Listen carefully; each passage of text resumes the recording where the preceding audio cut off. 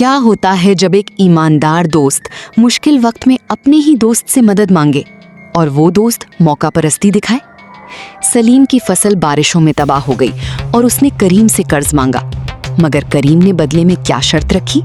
ایک گاؤں میں 2 دوست رہتے تھے، ایک کا نام سلیم اور دوسرے کا نام کریم تھا۔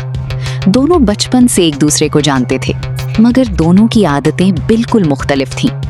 سلیم بہت ایماندار، محنتی اور نیک دل تھا، جبکہ کریم لالچی اور چالاک تھا۔ وہ ہمیشہ دوسروں کو دھوکہ دے کر فائدہ اٹھانے کی کوشش کرتا تھا۔ ایک سال گاؤں میں شدید بارشیں ہوئی۔ سلیم کی فصل خراب ہو گئی اور اسے گھر کے اخراجات پورے کرنے کے لیے کچھ رقم کی ضرورت پڑی۔ وہ کریم کے پاس گیا اور بولا، بھائی مجھے کچھ رقم ادھار دے دو، فصل اچھی ہوئی تو میں تمہاری رقم واپس کر دوں گا۔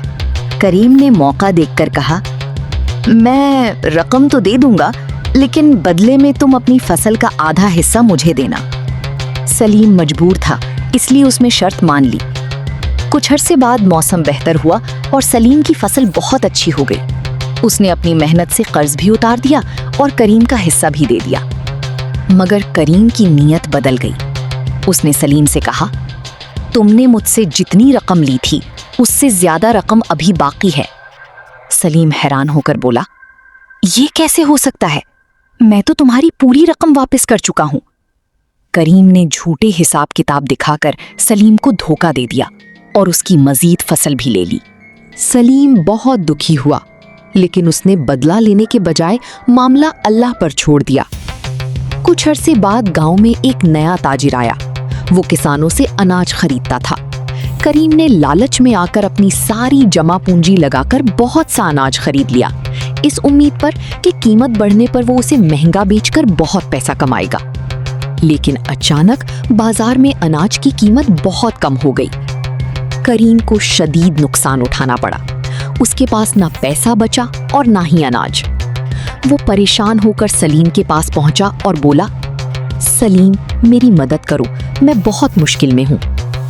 سلیم نے اسے دیکھا۔ اسے وہ دن یاد آ گیا جب کریم نے اس کے ساتھ دھوکہ کیا تھا، لیکن سلیم نے بدلہ نہیں لیا۔ اس نے کریم کو کھانا دیا اور کہا، کریم میں تمہاری مدد ضرور کروں گا، لیکن ایک بات یاد رکھو، دوسروں کے ساتھ وہی کرو جو تم اپنے لیے چاہتے ہو۔